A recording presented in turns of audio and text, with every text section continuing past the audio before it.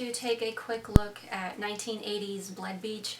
I know it's not necessarily like a water creature attack film, but it takes place near the beach, so that kind of counts, right? So this film was distributed by Compass International Pictures. Like much films of that period that were just trying to bank in on the whole Jaws craze, it's a fairly basic plot. The only difference here is you've got really great actors. Unfortunately, the only two that really stood out to me were John Saxon and Burt Young. I mean, how could you not recognize them? They were in everything in the day, you know. But, you know, even the filmmakers were just very, I guess, very forward about this being a Jaws ripoff. They kind of spoofed the tagline from Jaws 2, which was, you know, basically just when you thought it was safe to get back into the water. This one is just when you thought it was safe to get back into the water, you can't. So, I don't know, that's just kind of, you know, even it's just funny in itself, but just the fact that there's something out there lurking that won't even allow you to make it out that far. I don't know. So I guess in a simplified explanation of the plot, we basically just have sandworms attacking beachgoers and eating them, carnivorous worms. Towards the end of the film we do get a glimpse at them, and I know the common comparison is a lot of people say they look similar to a Venus flytrap, which I thought was kind of interesting. It really was a very well acted film. Some of the dialogue might have been off here and there, you know, just kind of like the mark of the basic B film, or someone who's just not familiar with, or rather someone who doesn't have that much experience in writing. You know, I really don't know, but those are usually the common trademarks. So mixed in with all of these people being devoured on the beach, they also did throw in a bit of a love story, basically just two lovers who are trying to rekindle a romance after years of having been engaged. Obviously things didn't work out and they're just giving it another shot. So luckily that really doesn't get in the way of the story. They don't really mush it up too much. The focus does remain on the investigation and trying to find where these creatures are, as it should be.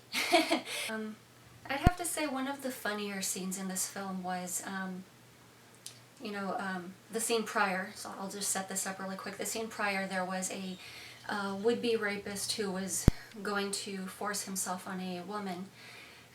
The sand creature actually gets a hold of him, and you kind of see that he's pinned down, he's laying down, he can't move.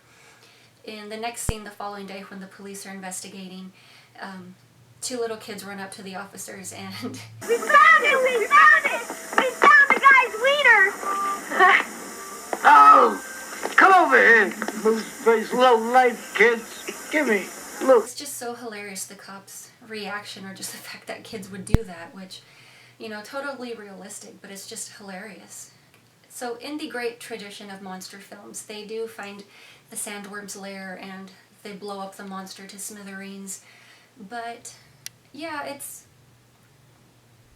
as far as I can remember, it's really not explained where this creature came from or how it came to be. So this film itself received two limited theatrical releases. The first one, which was in 1981, it was released by the Jerry Gross organization, and then again in 1982 it was again placed back in theaters by Compass International Pictures. Unfortunately, the film still has not received a DVD or Blu-ray release. You know, it would really be nice if somebody would pick this up. I mean, it's such a cheesy movie, but you know, it's the kind of cheese that can definitely be enjoyable, even if you're not swept up by the story. You're laughing at something. The movie doesn't really take itself too seriously. So, of course, Media Home Entertainment released the film on VHS in the 80s, and I believe this film has only received a DVD release in Germany, so to my knowledge no other country has this unless you're just carting around a bootleg or you still have your VHS. Which, like I said, is kind of unfortunate because it's definitely one of those fun films. So in 2014, Blood Beach was actually remade as The Sand. Obviously it was a low-budget picture, but we'll be taking a look at that next marine madness. I'll save that for another time if I remember. But yeah, we'll definitely take a look at that then, and I will talk to you guys later.